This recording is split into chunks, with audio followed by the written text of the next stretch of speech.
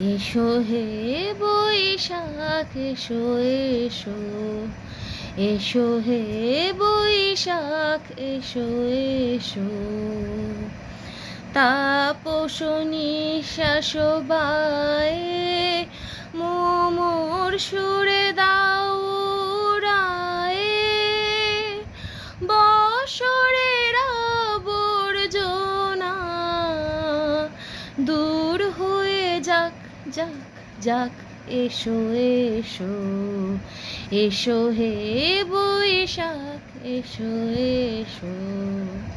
তো সকলকে জানাই শুভ নববর্ষের প্রীতি ও শুভেচ্ছা। সবাই নতুন বাংলার নতুন বছর খুব ভালো কাটাও। আজকে অনেক হালখাতা করো, সবাই নিশ্চয়ই নতুন নতুন জামা কাপড় পরেছো। তো সবাইকে অনেক অনেক শুভেচ্ছা জানিয়ে আজকের ভিডিওটা শুরু করছি।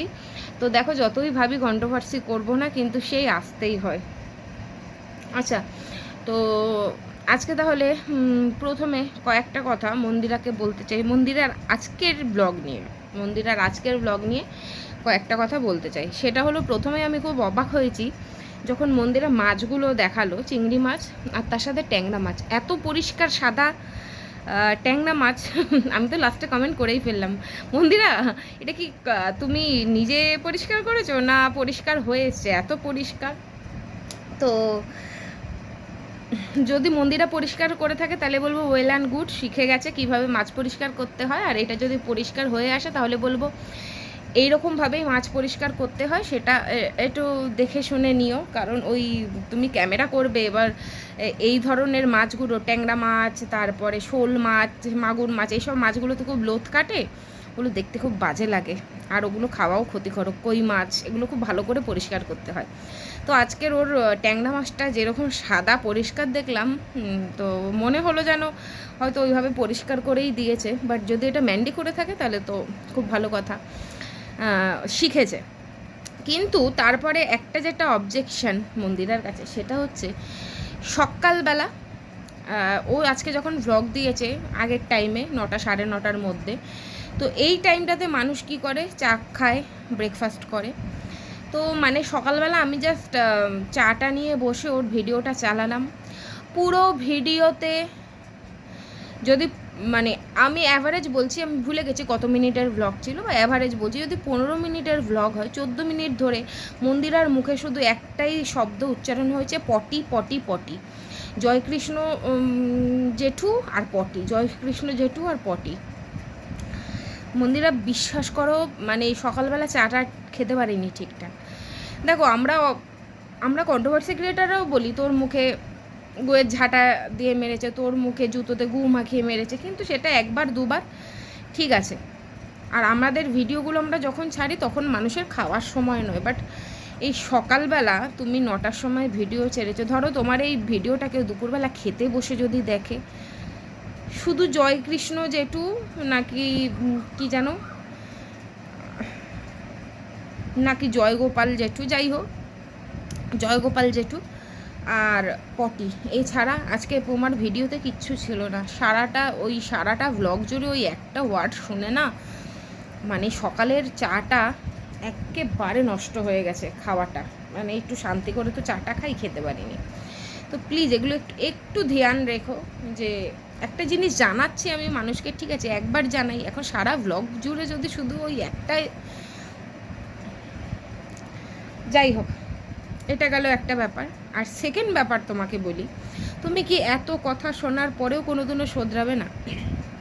তোমার ঘরে মেয়ে আছে, তুমি নিজে অসুস্থ, তুমি ওনাকে নিয়ে হাসপাতালে গেছো, তুমি ওনাকে স্নান করিয়েছো, হোয়াট এভার যা যা করেছো, একটা মানে মানবিক দিক থেকে তুমি করেছো, খুব ভালো কথা, সেখানে কোনো কিছু বলার নেই। কিন্তু সারা দিন ওই রকম নিজেই বলছো ওনার ইনফেকশান আছে, ওনার এমন কিছু ছোঁয়াচে রোগ আছে যাতে মানুষ সবসময় বলছিল স্যানিটাইজার ইউজ করো, বেশি কাছে যেও না। তো এত কিছু জানার পরেও তাকে হসপিটালে দিয়ে তোমরা বাড়িতে এসে না ওই হসপিটালের জামাকাপড় ছেড়ে, আর তুমি যাকে হসপিটালে নিয়ে গেছো শুধু তো উনি নয়, হসপিটালে তো আরও 50 রকমের মানুষ থাকে, রোগের মানুষ থাকে।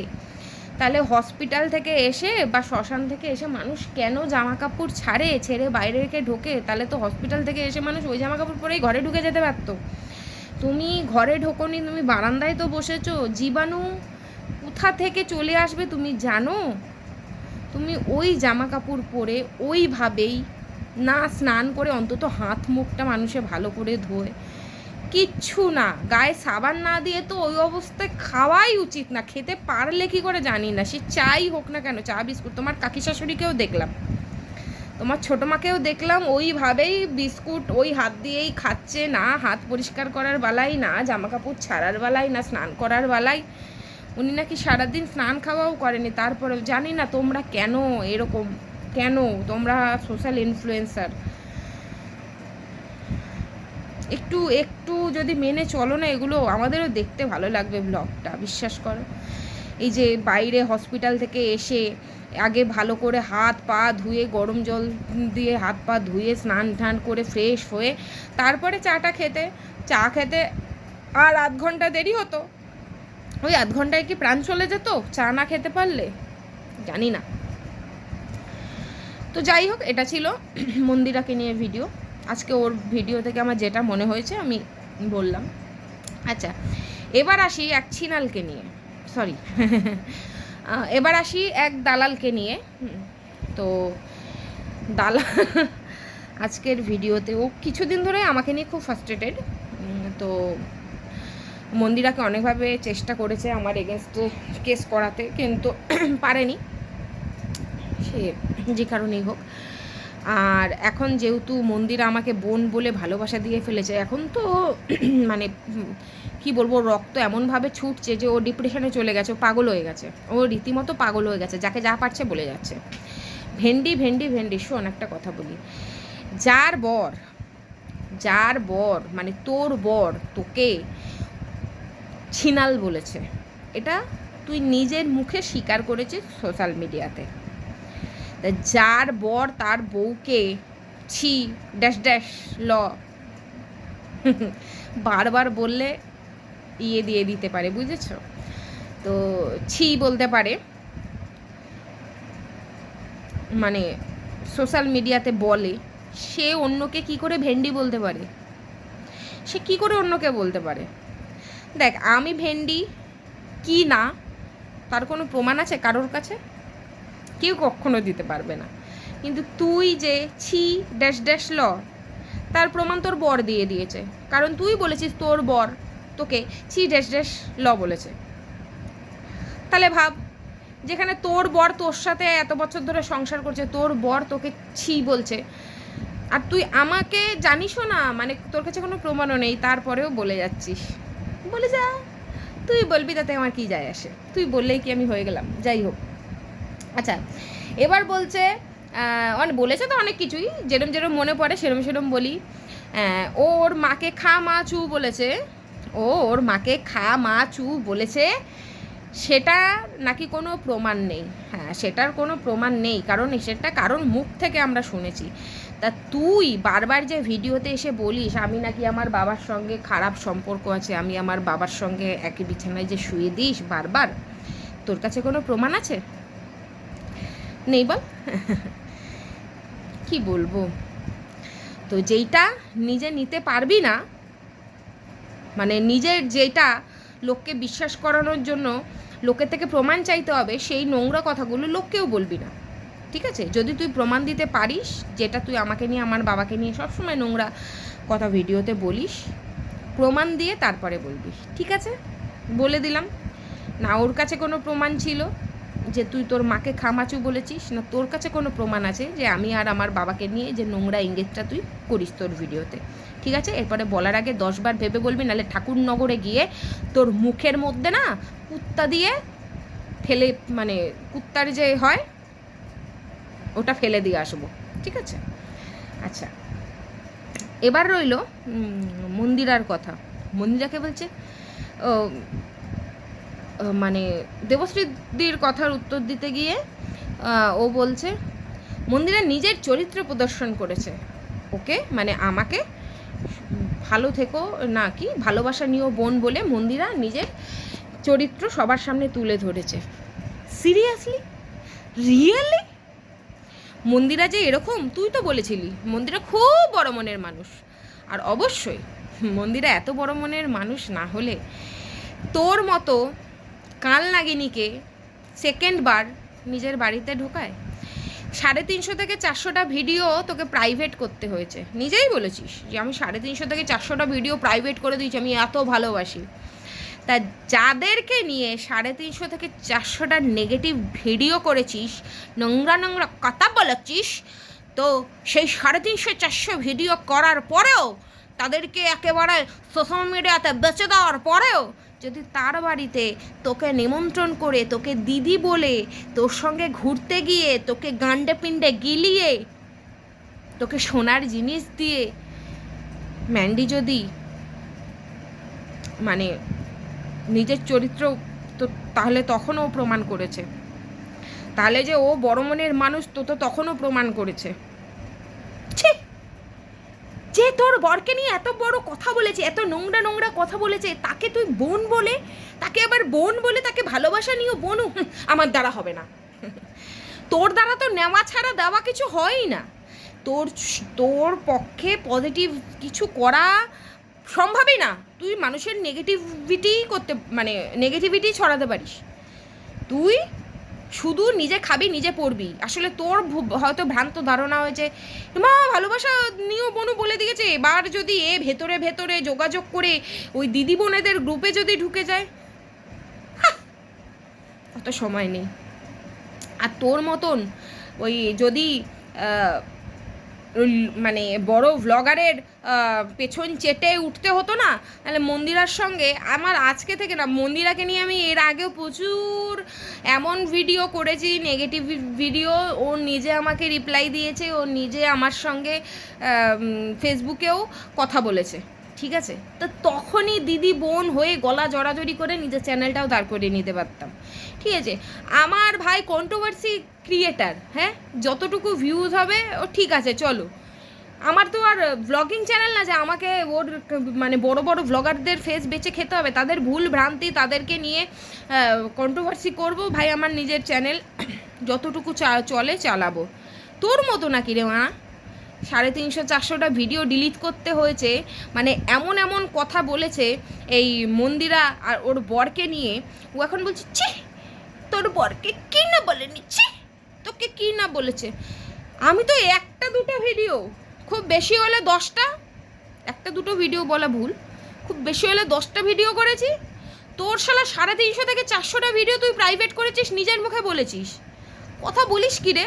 তোকে যদি বাড়িতে ডেকে আবার খাসির লাল জল গেলাতে পারে, তোকে যদি আবার ওই মন্দিরার ওই মানে ছিটদারাহীন বরটা যদি দিদি বলে, শালি বলে ডাকতে পারে, তোকে খাসির মাংস গেলাতে পারে, তোর সঙ্গে পীড়িত করতে পারে, তাহলে বুঝতে পারছিস না ওদের ক্যারেক্টারটা কেমন? ওদের ক্যারেক্টারটা তো আজকে থেকে নয়, ওদের ক্যারেক্টারটা এরকমই। সেই জন্যই তোকে আবার সেকেন্ডবার ওই বাড়িতে ঢোকার চান্স দিয়েছে, যার জন্য কোর্ট অবধি চলে গেছিলো, যার জন্য সোশ্যাল মিডিয়াতে বসে ম্যামের হেল্প নিয়ে লাইভ হয়েছিল, তাকেই আবার বাড়িতে ডেকে খাসির মাংস খাইয়েছে, তাকেই আবার দিদি পাঠিয়েছে। ভাবতে পারছিস যে ওর ক্যারেক্টারটা আগে থেকেই এরকম? তুই নতুনভাবে অবাক হচ্ছিস কেন যদি আমাকে ভালোবাসা নিয়েও বোন বলে থাকে? আমি তো বুঝতে পারছি না তোর এত ইনসিকিউরিটি কোথায়। মানুষ বলছে মন্দিরার নাকি ইনসিকিউরিটি, যে এই দালাল, এই ছি নালা নাকি বিজনেস করছে বলে মন্দিরের ইনসিকিউরিটি। আর তোরা তো ইনসিকিউরিটি কোথায়? সামান্য একটা ভালোবাসা নিয়েও বলেছে বলে।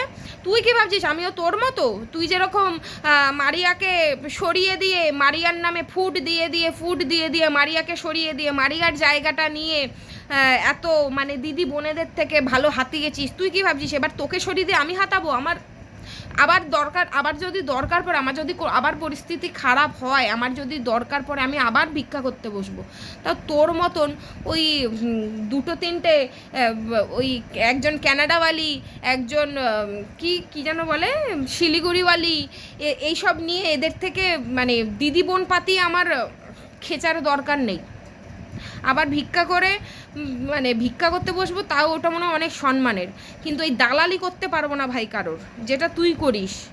উফ, তোর যে মানে ওই একটা ব্যাপার নিয়ে 3-4টে ভিডিও নামিয়ে দিলি, কি করে ভালোবাসা নিয়েও বনু বলে? এটা একবার নিজের দিকে ভাব না, যে তোকে যেভাবে বাড়িতে ডেকে খাসির মাংস গিলিয়েছিল কোর্ট থেকে, ডিরেক্ট কোর্ট থেকে নিজের বাড়িতে নিয়ে খাসির মাংস গিলিয়েছিল, হ্যাঁ, গলায় জড়াজড়ি করে মেয়ের জন্মদিনে গান গাইয়েছিল, ঠিক সেরকমভাবেই ভালোবাসা নিয়েও বনু লিখেছে। আর কিছু বলবে? হ্যাঁ, ওর ক্যারেক্টারটা আগাগোড়াই ওরকম, ওর ক্যারেক্টার আজকে থেকে না, না হলে তুই আবার সেকেন্ডবার ওর দিদি হতে পারতিস না, ওর দিদি হয়ে ওর থেকে সোনার পাটটা গলায় পরতেও পারতিস না, আর ওর বাড়িতে গিয়ে লাল খাসির ঝোল পেঁদাতেও পারতিস না, ও যদি ভদ্র হতো। যা চেষ্টা কর অন্য কারোর বাড়িতে জুতো দিয়ে তোর মুখ মানে থতমা দেবে গুড়িয়ে। যাই হোক, চলো সবাই ভালো থাকো, সুস্থ থাকো। আসতে চাই না, বাট এই মানে এই সত্যিকারের এই ছিনালটা আসতে বাধ্য করে। এই দালাল মানে যা শুরু করেছে, ও যতদিন না মানে ওকে আচ্ছা করে সেই পুরনো ফর্মে ফিরে গিয়ে ঝাঁটার বাড়ি জুতোর বাড়ি মারবো, ততদিনে ওর শান্তি হচ্ছে না। মানে একটা জিনিস নিয়ে এত চটকাচ্ছে, যেখানে তুই ওই যে বললাম সারা ভিডিও জুড়ে শুনে নিস, যে নাকি 400টা ভিডিও একটা মানুষকে নিয়ে নোংরা করে তাকে প্রাইভেট করতে হয়, সে আবার অন্য 10-12টা ভিডিও নিয়ে কথা বলে কী রে? তুই তো খাসির মাংস পেদিয়েছিস, গলায় সোনার পাটটা ঝুলিয়েছিস, আমাকে তো শুধু ভালোবাসা নিয়েও বোন এই কথাটা বলেছে। ও বোন বলেছে বলে গায়ে লেগেছে? না মন্দিরা, আমি তুমি সেম এজ, বোন বলো না। ও ভাবছে যে ও হয়তো বুড়ি, ওই জন্য ওকে দিদি ডেকেছো, আমাকে বোন ডেকেছো। আমাকে বোন ডাকার দরকার নেই, আমি সেম এজ। নে হয়েছে, সেটাও বলে দিলাম। চলো সবাই ভালো থেকো, সুস্থ থেকো। আবারও বলি শুভ নববর্ষ, সবাই খুব ভালো থেকো। আর খাওয়ার ভিডিও 2-3টে আগের রয়েছে, সেটাই 2-3 দিন ছাড়বো, তারপরে আবার মানে নতুন খাওয়ার ভিডিও আসবে। ঠিক আছে, tata bye bye, love you all.